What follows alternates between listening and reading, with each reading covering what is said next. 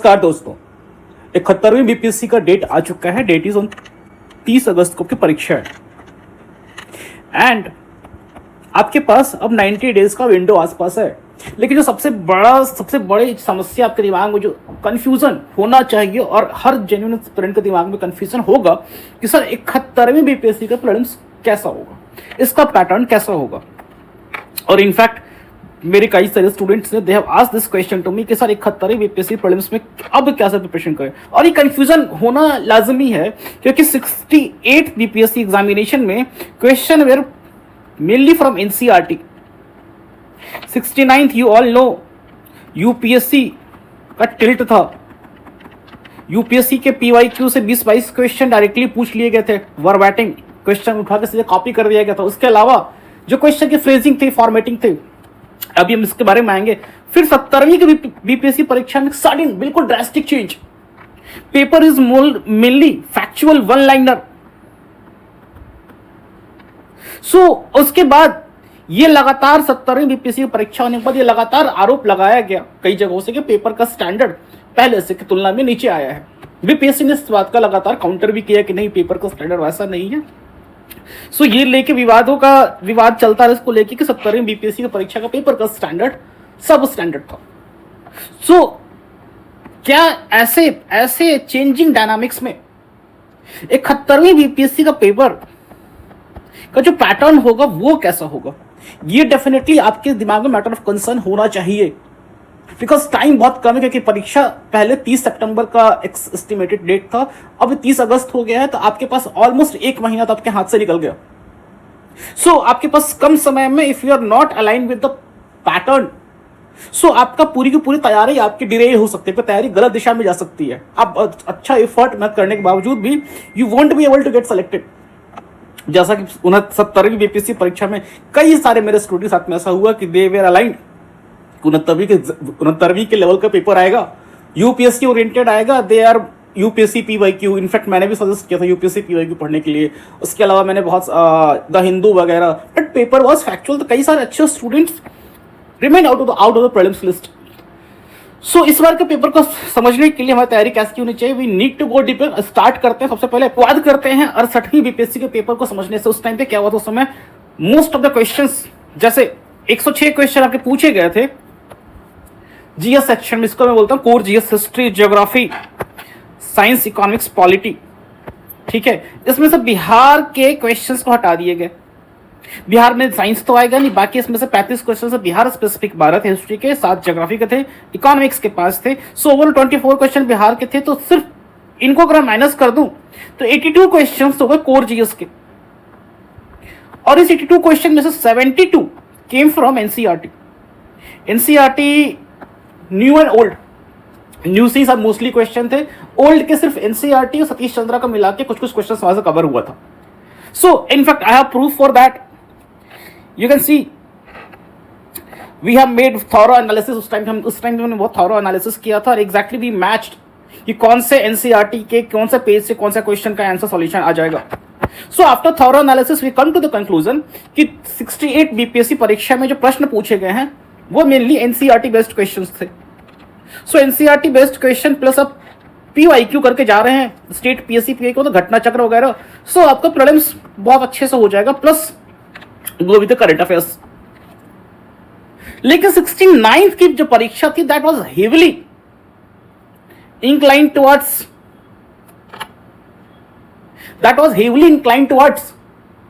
In your UPSC formatting. UPSC के PYQ में पूछे गए थे और यूपीएससी के आपके पैटर्न के तरफ अलाइन था। सो यू कैन इजीली सी ये जो क्वेश्चंस हैं, यू कैन सी क्वेश्चन की फॉर्मेटिंग देखो। बीपीएससी नॉर्मली इस तरह के प्रश्न नहीं पूछती, इतना लंबा फॉर्मेटिंग, 4 स्टेटमेंट्स। उसमें जो क्वेश्चन का लेवल इकोनॉमिक्स में से बैंकरप्सी और इंसॉल्वेंसी के बारे में से पूछा जा रहा है, बिल्कुल कोर गहन नॉलेज है कि नहीं। उसके बाद इसमें आईबीबीआई के बारे में पूछा गया है। This is basically UPSC style question. So हमने इसकी भी 70वीं बीपीएससी के टाइम में हम लोगों ने 69वीं का भी एनालिसिस किया था। एंड देखो ये एग्जैक्टली क्वेश्चन 2018 का यूपीएससी पीवाईक्यू से उठाकर पूछा गया था। So this is what the analysis. 69वीं बीपीएससी का paper was almost hybrid of UPSC plus BPSC styled paper. और हाइब्रिड कनेक्ट मतलब ये क्या है कि दोनों का मिक्स था, लेकिन यह यूपीएससी की तरफ झुकाव ज्यादा था। और इसी 69वीं परीक्षा के कारण बहुत ज्यादा कंफ्यूजन क्रिएट हुआ, बच्चों ने अपना तैयारी का जो मापदंड है, मानक है, वो चेंज किया, और इसी के कारण 70वीं में बहुत सारे बच्चों को इसका खामियाजा भुगतना पड़ा। So just coming back to 70वीं का पेपर, सो 70th पेपर, जैसे ही आप 70th पेपर में आते हो, you see immediately this drastic change in the nature of paper. 70th paper में जो single one liner fact based question हैं, सिंगल फैक्ट बेस्ड क्वेश्चन निम्नलिखित में से कौन, who, what, one liner 60% question were from that format only, 60% questions. उसके अलावा multi statement, जो मल्टी स्टेटमेंट क्वेश्चंस 69वीं में बहुत अधिक थे, इनका वेटेज घट के 18% पे आ गया। And we will discuss, this is not needed, we will discuss कि ऑप्शन फ्रेमिंग में उन्होंने क्या किया था। बहुत सारे ऑप्शन में उन्होंने more than above, none of the above करके कॉमन डिस्ट्रैक्टर लगाया था 70वीं में। उसके अलावा जो मैच द फॉलोइंग अच्छे खासे क्वेश्चंस थे 69वीं में, वो घट के 3 से 4 पे आ गया। And this question very simple, and chronology और मैप पे सीक्वेंसिंग बेस्ड क्वेश्चन वो भी बहुत ही स्कैटर्ड, बहुत कम था, एकदम गारो नंदा देवी वाला था और एक दो और थे। सो ऐसे में पेपर सडनली ड्रास्टिकली चेंज हुआ। और क्या क्या चेंज हुए, और क्या क्या चेंज हुआ? सो मेमोरी हैवी, पेपर का डिजाइन बिकम मेमोरी हैवी। आपको फैक्ट्स पे ज्यादा रिकॉल करना है, और ये सारी एनालिसिस में निकाल कहां से रहा हूं, तो ये सारी एनालिसिस मैंने थॉरली इन सभी चीजों का एनालिसिस किया, सारे पेपर का। This is the complete analysis कि साइंस में बायोलॉजी से कौन कौन से क्वेश्चन आए, हिस्ट्री, उसके पहले साइंस में फिजिक्स से क्या क्या क्वेश्चन आए, वी हैव थॉरो एनालिसिस। उसके बाद केमिस्ट्री से कौन कौन से क्वेश्चन आए, वी हैव थॉरो एनालिसिस। उसके बाद बायोलॉजी का थॉरो एनालिसिस किया। Then we have done history के, एंशिएंट हिस्ट्री से ये सारे क्वेश्चन हैं, we have done thorough analysis of this. उसके बाद मेडिएवल हिस्ट्री के एनालिसिस के दिन again we saw modern history, अच्छा खासा मॉडर्न हिस्ट्री का वेटेज है। Then polity and governance we saw, उसके बाद ज्योग्राफी के questions. Then we have economy, environment का एक क्वेश्चन जो पिछले साल अच्छा खासा था, 5-7 क्वेश्चन थे, घट के बिहार स्पेसिफिक अच्छा खासा वेटेज, अभी मैं आऊंगा डिटेल में सभी पे आऊंगा। Then we had current affairs, उसके बाद reasoning, mathematical, quantitative aptitude and reasoning. So on the basis of this analysis I come to the conclusion कि पेपर आपका मेमोरी हैवी बहुत ज्यादा था, और ऑप्शन डिजाइन में कुछ ऑप्शन डिजाइनिंग का भी इशू था, कुछ ऑप्शंस आपके इस तरह से डिस्ट्रैक्टिव ऑप्शंस थे। जैसे एक क्वेश्चन है आपका नंद डायनेस्टी वाला क्वेश्चन था, निम्नलिखित में से कौन कौन सी डायनेस्टी इस पर्टिकुलर डायनेस्टी के बाद आती है, वो तीनों डायनेस्टी उसके बाद आती हैं, और ऑप्शन में मोर देन वन भी है। सो वैसे परिस्थिति में हम कैसे चूज करेंगे कि हमारा आंसर नंद वाला ही होगा, क्योंकि प्रश्न में स्पेसिफिकली ये कहीं नहीं दिया हुआ है कि आपका इमीडिएटली कौन सी डायनेस्टी आई है। सो ऐसी परिस्थिति में ये जो प्रश्न का जो डिजाइनिंग स्ट्रक्चर है, उसका फ्रेमिंग है, उसके साथ इशू था। सो एक बार पहले हम प्रश्नों का ब्रेकअप देखते हैं कि प्रश्नों का ब्रेकअप कैसा है, कौन कौन से एरिया से ज्यादा क्वेश्चन पूछे गए। तो बेसिकली क्वेश्चन जो सबसे ज्यादा पूछे गए हैं that is from science and history.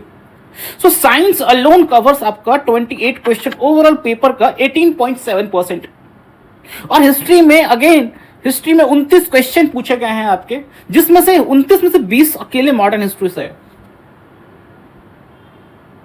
Medieval सिर्फ 3 है, एंशिएंट 6 है, and history occupies highest position 19.3%, और अगर हम बिहार वाला हिस्ट्री जोड़ देंगे तो और ज्यादा हो जाएगा।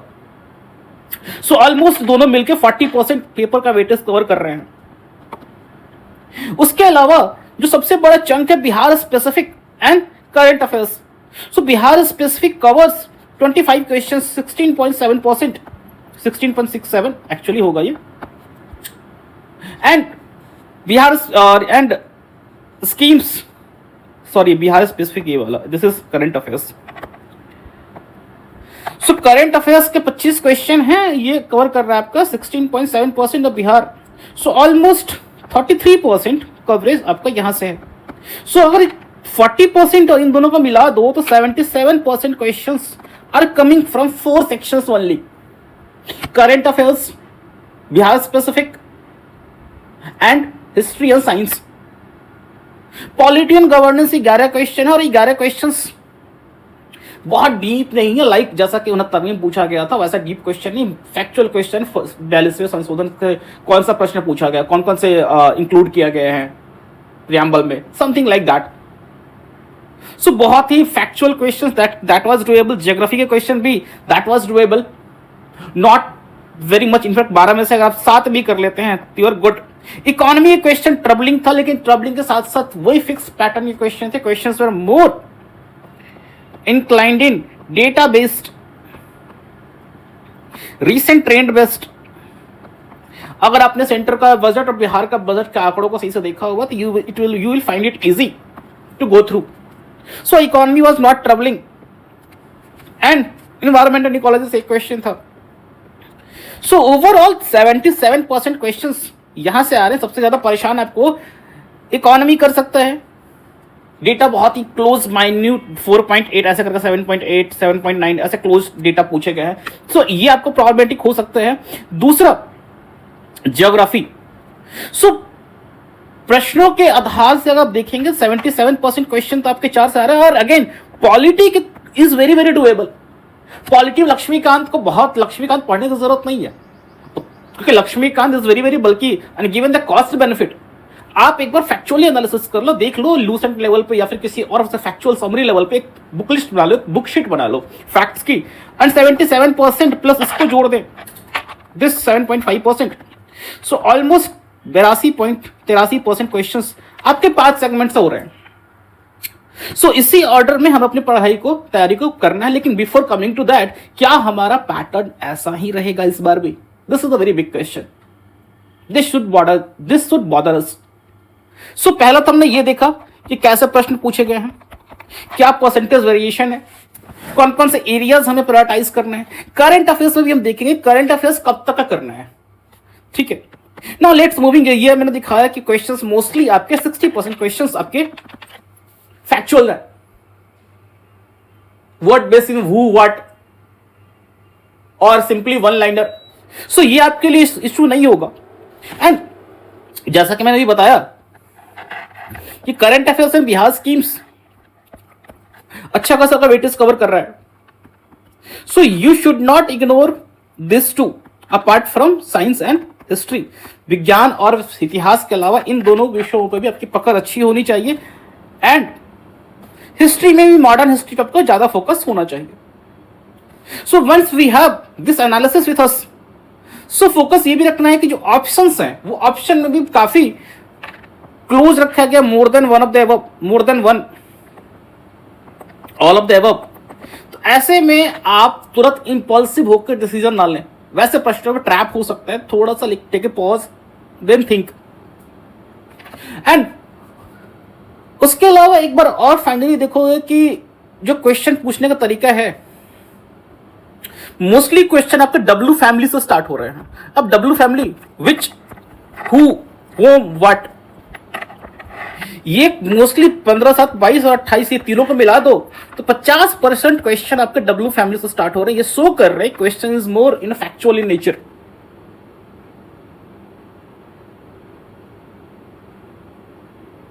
सो व्हाट विच फॉर्म करने के लिए, इसके लिए you need to have a solid grasp. आपको बहुत अच्छी फैक्ट्स पे अच्छी पकड़ होनी चाहिए। और करंट अफेयर्स की बकेट्स को if you thoroughly analyse, so current affairs में भी नेशनल, सेंट्रल, नेशनल और बिहार मिला के 20 हैं, इंटरनेशनल मिला के 3-4 इंटरनेशनल्स हैं, और स्पोर्ट्स अवार्ड्स इंडिसेस मिला के 4 हैं। सॉरी 4 नहीं, 2 ही हैं। सो 25। इसके अलावा पिछली बार 70 बीपीएससी प्रीलिम्स परीक्षा होने के बाद कई सारे मामले कोर्ट में गए थे, और उन्हीं कई सारे मामलों में नेहा, प्रवीण, प्रशांत शेखर के मामलों में बीपीएससी तो से जवाब आया था कि पैटर्न हम किसी भी तरह का पूछ सकते हैं, and this is official statement official court में ऑन रिकॉर्ड ये submitted on the top of this any competitive exam is all about element of surprise.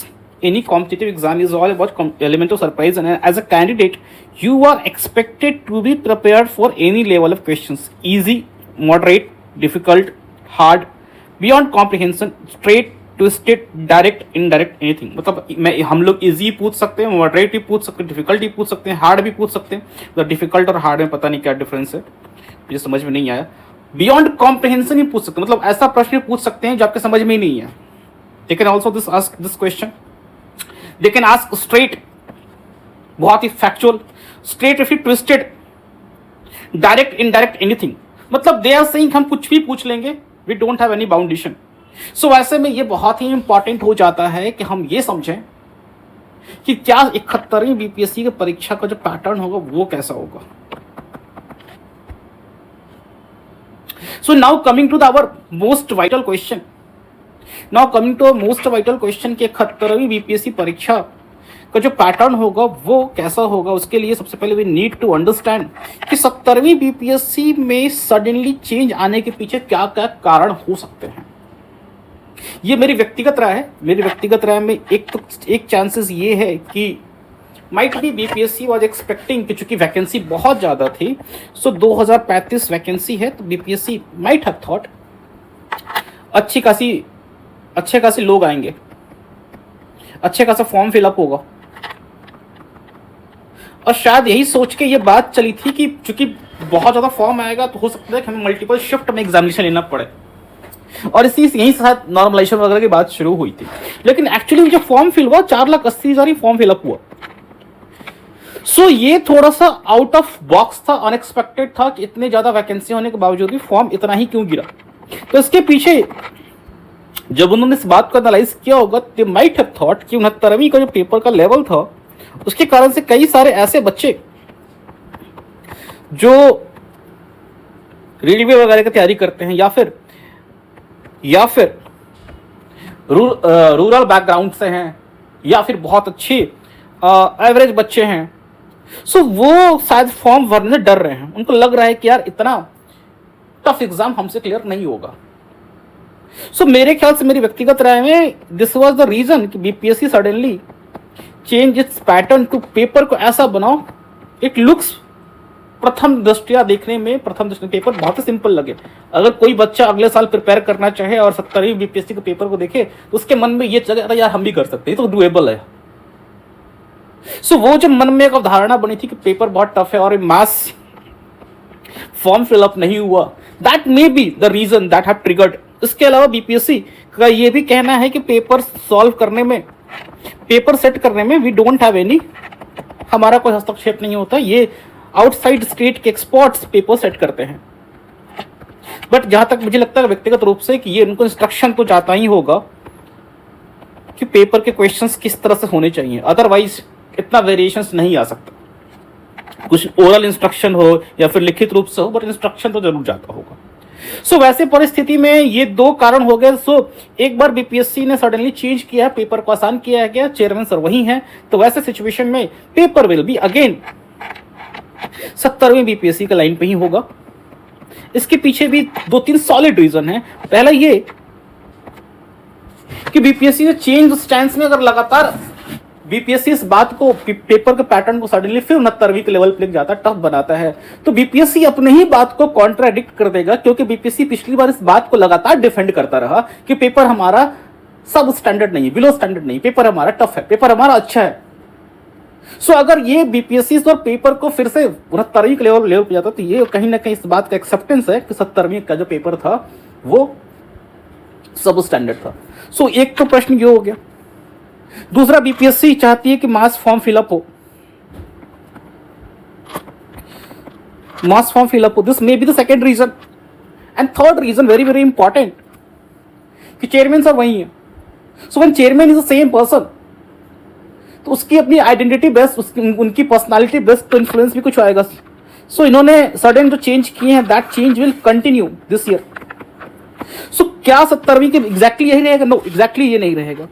Paper में जो कुछ तरह से आपके फ्रेमिंग वगैरह गलती थी, उसमें बदलाव आना चाहिए। एम्बिगुअस क्वेश्चन जो थे वो नहीं पूछे जाएंगे। 70वीं से पेपर का लेवल एक लेवल ऊपर रहेगा, थोड़ा सा ऊपर। आप हरमंदिर साहिब पटना टाइप के क्वेश्चन एक्सपेक्ट इस टाइम नहीं कर सकते। इस टाइम आपको थोड़े अच्छे क्वेश्चंस मिलेंगे, क्वेश्चंस की फ्रेमिंग वगैरह ठीक से होनी चाहिए, कि बिकॉज ये लेके लगातार हर जगह हर मीडिया वगैरह बहुत सारे इस बात को लेके वो हुआ। तो ऐसे परिस्थिति में हमें क्या हमारी रणनीति क्या होनी चाहिए? हमारी रणनीति होनी चाहिए कि हमारी रणनीति के लिए सबसे पहले वी शुड फोकस जो आपके करंट अफेयर्स 4 सब्जेक्ट्स हैं, जो आपके history, science, current affairs and Bihar specific, ये आपके 4 मेजर ब्लॉक हैं जो अकेले मिलके 77% कवर कर रहे हैं। यार हिस्ट्री में भी मेजॉरिटी जब आपका वो है weightage, that is a modern history. So modern के लिए मेरी व्यक्तिगत सलाह है कि स्पेक्ट्रम पढ़ना वगैरह थोड़ा टाइम कंज्यूमिंग हो जाता है। अगर आपने नोट्स वगैरह बना रखा है तो एक बार घटना चक्र थॉरोली 2-3 बार रिवाइज कर लो, टेस्ट लगा लो मॉडर्न एंशिएंट मेडिएवल के लिए। This will be very very helpful, short, crispy. दूसरा, साइंस के लिए what you should do, again go with घटना चक्र एंड लूसेंट, क्योंकि टाइम कम है, आपके पास इतना टाइम नहीं है कि you will start reading all the NCERT. Current affairs के लिए क्या करना है सर, एक सोर्स को ही पकड़िए और दिसंबर 2024 से लेके जुलाई 15, maximum 15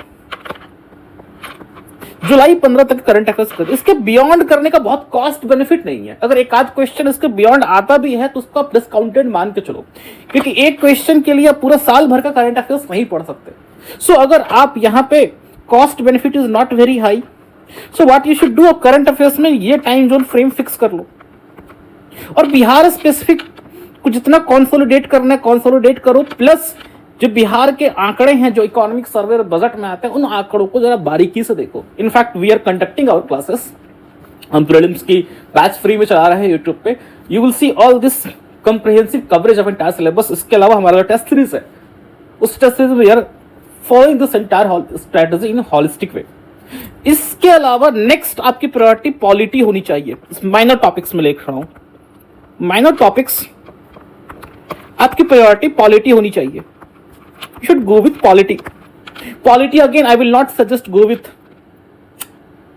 Lakshmikant in this given short span of time. So what you should do, you should be focusing on Lucent कर लो सारे आर्टिकल फैक्ट्स, स्पेशली डीपीएसपी तक तो तुम्हें सभी पूरा सारे आर्टिकल्स याद होने चाहिए। मेजर अमेंडमेंट्स ध्यान रख लो। उसके बाद parliament chapter is very very important, इसको थॉरली कर लो। उसके बाद पीएम एंड प्रेसिडेंट, ये करने के बाद you should go state executive, ये कर लो। ये तुम्हारा 90% सिलेबस कवर कर लिया। उसके अलावा जो नॉन स्टैट्यूटरी बॉडीज वगैरह है, नॉन कॉन्स्टिट्यूशनल बॉडी, वहां से क्वेश्चन बहुत कम आते हैं। एक बार इसके जाने के बाद इलेक्शन वाला पार्ट देख लो, then constitutional bodies basics. Polity में यू नीड टू प्रायोरिटाइज। सबसे जब मोस्ट इंपॉर्टेंट पार्ट है आर्टिकल 1 से लेके आर्टिकल, बीच में सिटीजनशिप वाला पार्ट थोड़ा स्किप कर सकते हो, तो आर्टिकल 1 to 4 सिटीजनशिप को स्किप करो। उसके बाद fundamental right, DPSP fundamental duties तो बाय हार्ट कर जाओ। कॉन्स्टिट्यूशनल अमेंडमेंट जितने भी है मेजर वो बाय हार्ट कर जाओ। उसके बाद ये वाला जो है तुम्हारा एग्जीक्यूटिव का पार्ट, एग्जीक्यूटिव प्लस पार्लियामेंट, उसको कर लो। State executive plus state legislature, वो तो बहुत छोटा सा है, पार कर लो। कौन कौन से बिल्स वगैरह कैसे पास होते हैं, कौन कौन से प्रोविजंस, ये कर लो। उसके कॉन्स्टिट्यूशनल बॉडीज देख लो, election commission and election matter और constitutional bodies. Though this should be very selective strategy. इतना करने के बाद तुम्हारा 83-85% वाला सिलेबस कवर हो गया। उसके बाद तुम माइनर टॉपिक पे जाओ। ज्योग्राफी की एक बार मैपिंग कर लो, इंडिया एंड वर्ल्ड की। पूरा ज्योग्राफी एनसीईआरटी बैठने की पढ़ने की जरूरत नहीं है। Again given the less time, अगर आप पूरा एनसीईआरटी क्लास 6 से 12 की ज्योग्राफी पढ़ने जा रहे थे और wasting your time. First you start doing mapping करने के बाद एक बार बेसिक्स फिजिकल ज्योग्राफी के कुछ बेसिक्स टर्म्स देख लो, बेसिक कॉन्सेप्ट्स देख लो। मतलब वो 2-3 घंटे में फिजिकल ज्योग्राफी एक बार खत्म कर लो, something like that. Conduction, radiation, तुम्हारा कॉन्टिनेंटल ड्रिफ्ट, ये बहुत, मतलब you don't need to give that much time for this. So आपको स्मार्ट प्रिपरेशन करने की जरूरत, then only you will get selected. Otherwise if you are not aligning your preparation as per the demand of the question, कि आपके question का जो weightage distribution है that distribution is skewed, मतलब वो डिस्ट्रीब्यूशन ओनली 4 एरियाज में distributed है, तो आपका जो फोकस भी होना चाहिए वही 4 एरिया में डिस्ट्रीब्यूटेड होना चाहिए। So hope you all like this video. आप इसी को स्ट्रैटेजी फॉलो करें। अच्छी लगे वीडियो प्लीज इसको लाइक करो, शेयर करो और चैनल को सब्सक्राइब करो। यहां पे always I will give you data driven evidence based strategy, बोल बच्चन नहीं। Hope you like, thanks.